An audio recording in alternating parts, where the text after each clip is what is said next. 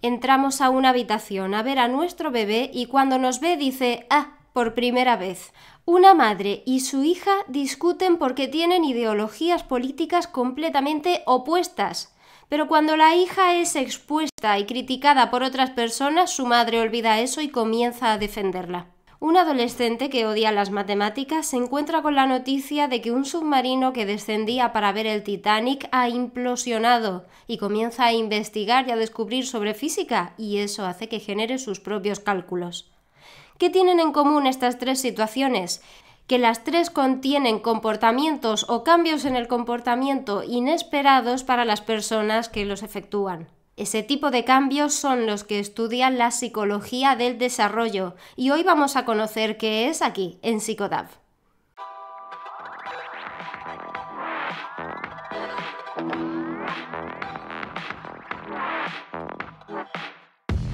Una definición muy amplia. La ciencia del desarrollo es aquella que busca comprender cómo y por qué se producen los cambios en todas las personas, en cualquier momento y en cualquier lugar. O también por qué se mantienen constantes. ¿Por qué a veces cambiamos y a veces no? ¿Por qué cada uno lo hacen de una manera? ¿Cómo puede ser que los niños aprendan a comunicarse a través del lenguaje hablado en una tribu que está perdida en medio de la selva, en el Amazonas y en un país occidental de Europa? ¿Cómo puede ser que la gente adquiera las mismas habilidades físicas hace 1300 años o en la actualidad? ¿Por qué si las situaciones políticas o las culturas son tan diferentes entre los distintos lugares del mundo, las personas mantienen el mismo tipo de preocupaciones? ¿Y por qué cuando se da un evento traumático unas personas cambian por completo y otras cambian un poco y cada una lo hace en una dirección distinta? La ciencia del desarrollo estudia a las personas en todas las edades y en todas las circunstancias. Nos referimos con el desarrollo al cambio que se da en alguien, a la evolución. Por lo tanto, podríamos decir que comprende un gran espectro de la psicología. Esto que puede entenderse con un simple «mira, así es como cambia la gente a lo largo del tiempo», hay que comprenderlo con tres elementos principales para que cuando estemos realizando cualquier tipo de estudio, de análisis, de diagnóstico con una persona desde la perspectiva del desarrollo, entendamos bien qué es lo que estamos dando por sentado con esas descripciones.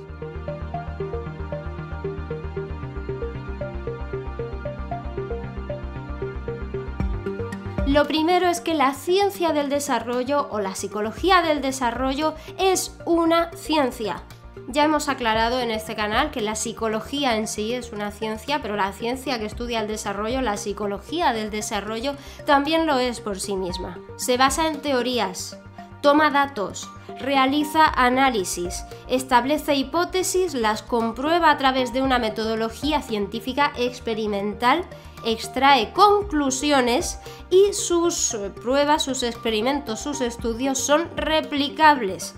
¿Por qué es importante aclarar esto? Porque si no nos basáramos en la ciencia para estudiar el desarrollo humano, estaríamos hablando de filosofía.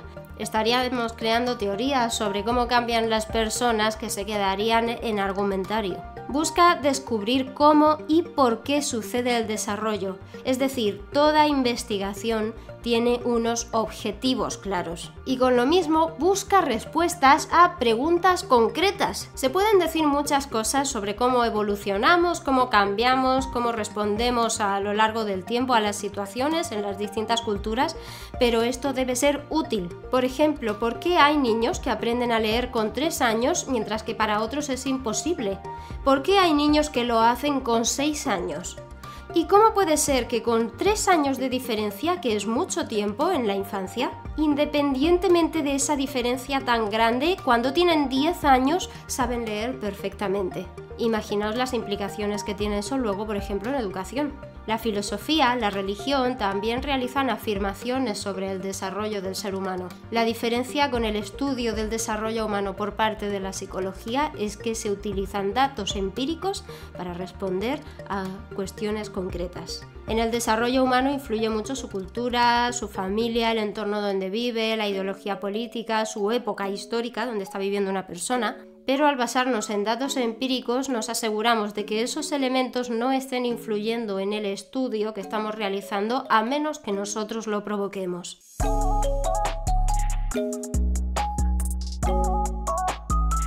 La segunda, cubre a todas las personas. Jóvenes, ancianos, ricos, pobres, personas de cualquier cultura, de cualquier nacionalidad, de cualquier tiempo si hay información sobre ella.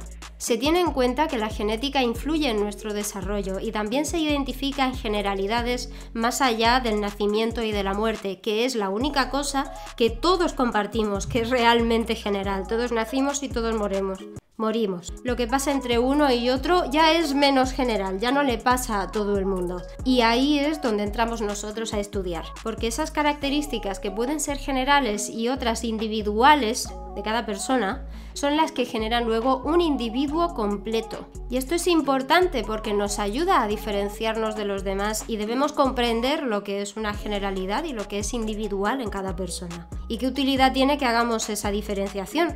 Por ejemplo, si vamos andando por la calle, nosotros nos cruzamos con alguien y lo primero que vemos de esa persona es su generalidad. Vemos su sexo, vemos su altura, vemos su color de pelo, vemos su ropa. La saludamos, hablamos con ella y vemos qué es lo que la diferencia del resto de personas que también tienen esas generalidades. Son las individualidades, son las características de cada uno las que hacen que esa persona la entendamos como un ente diferente al resto. Su carácter, las coletillas que tiene hablando, su sonrisa, su lenguaje no verbal. Y luego cuando vamos a casa, estamos cenando y recordamos ese encuentro, ¿qué es lo que viene a nuestra mente? ¿Que era un ser humano? ¿Que caminaba? ¿O lo simpático que ha sido cuando le hemos saludado? ¿O ese gesto que hace con el brazo que dices, es que solo lo tiene él?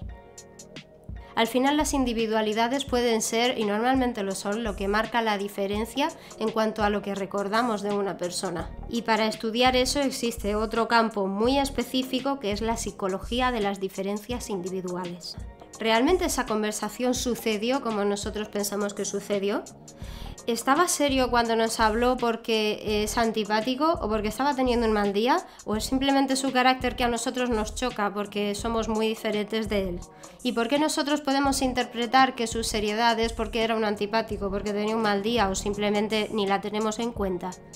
Las individualidades de él y la nuestra influyen y nos ayudan a adaptarnos al medio, a aprender a comunicarnos y a comprender a los demás. Y esas individualidades, esas características personales y de razonar que van cambiando a lo largo del tiempo son las que se estudian a través de la psicología del desarrollo.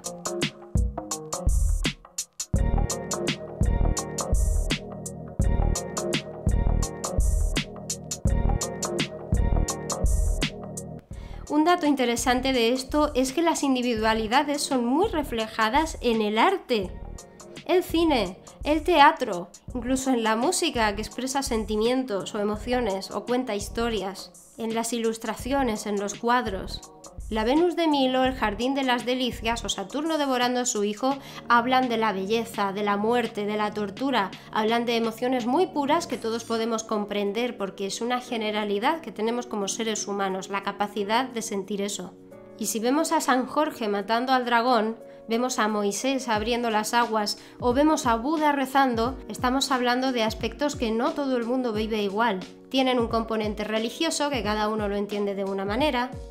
Tienen un componente bello en los colores, en la luz. San Jorge tiene un componente de valentía que para cada uno es diferente. Moisés alude directamente a la divinidad y al impacto medioambiental de una acción. Y Buda a la paz mental y a la tranquilidad que para cada persona es diferente.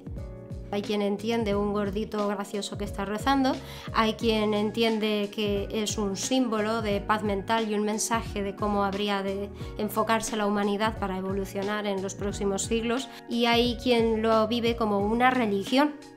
Imaginaos lo difícil que es estudiar con una perspectiva científica a todas las personas en aspectos que pueden ser tan diferentes entre unos y otros.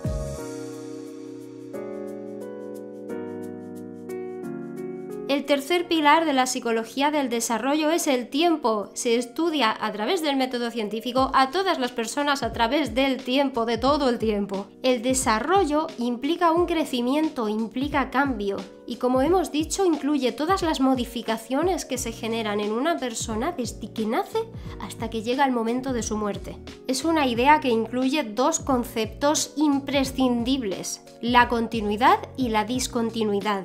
Porque sí, además de compartir elementos que son generales con otros seres humanos o individuales, propios de nosotros mismos e únicos, también hay procesos en nosotros que pueden darse de forma continua a lo largo del tiempo o de forma discontinua.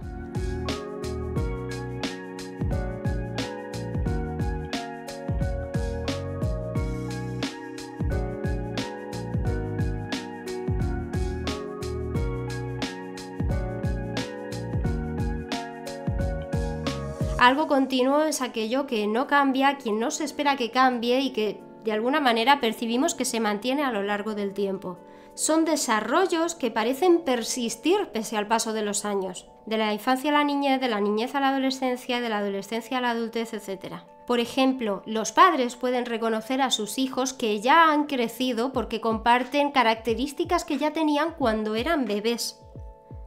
El temperamento de una persona, aunque cambie mucho a lo largo de la vida su forma de ser, se tiende a mantener. Una persona irascible de pequeña suele ser irascible de mayor. El sexo biológico igual. En cambio, en la discontinuidad lo que se da es lo opuesto. Se producen cambios en el desarrollo que parecen ser muy distintos a lo que había antes de que se dieran. Por ejemplo, cuando un niño lleva toda su vida en casa y comienza a ir a la escuela.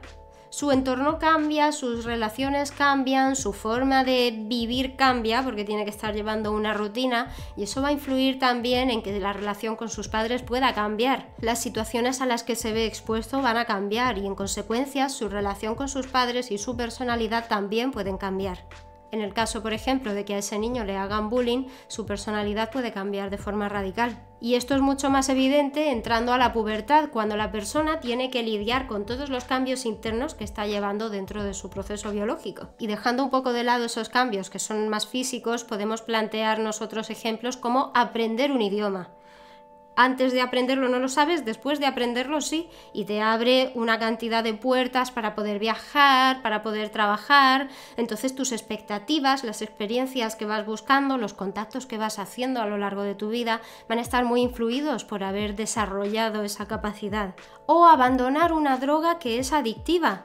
Tu personalidad, la relación con los que te rodean, tus aspiraciones también van a ser muy diferentes y por supuesto tu actitud.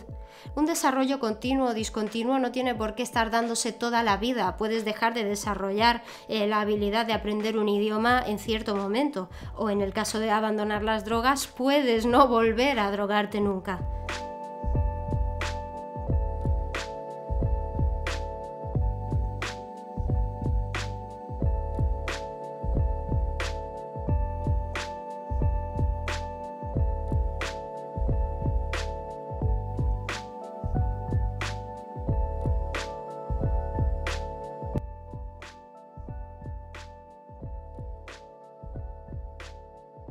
Así que, como podéis ver, es un campo muy amplio que a primera vista lo cierto es que abruma.